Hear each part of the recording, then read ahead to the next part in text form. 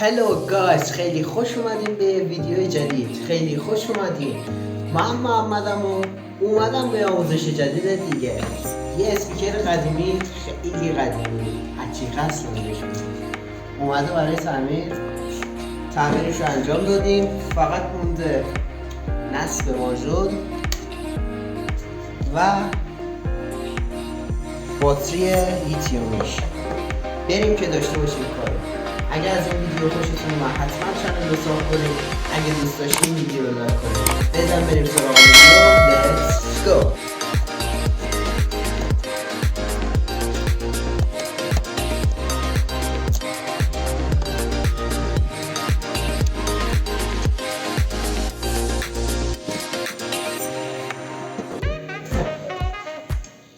همونطور که میبینید ماژول پلیرمون، نمایشگر و کلید، این هم که اسپیکرش، این هم سیمانتی اومده، اسپیکر و سیمای تغذیهش. باطری رو همینجا متصل میکنیم. ماژول شارژش میریم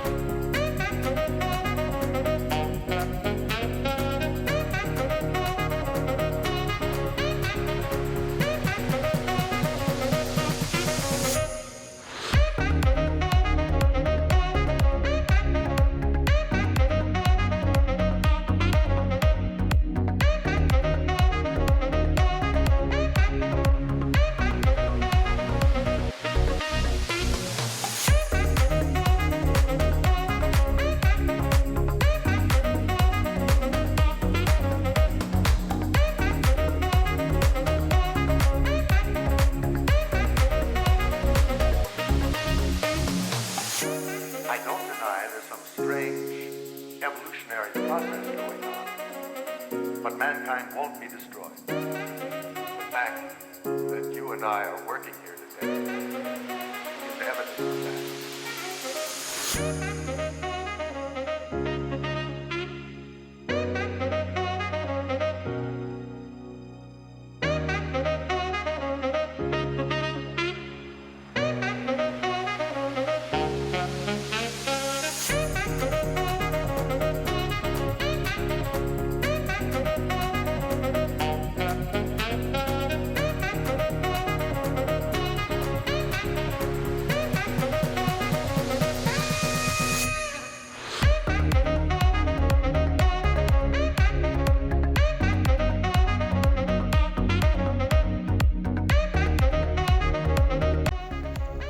بریم برای نصب ماژولمون.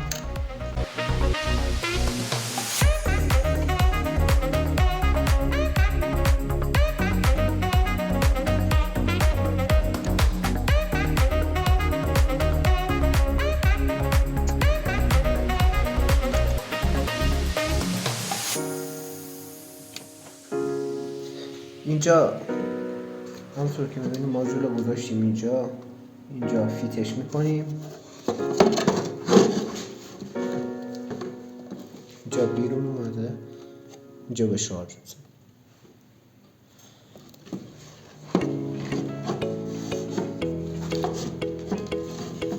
بریم که محکم کارش کنیم.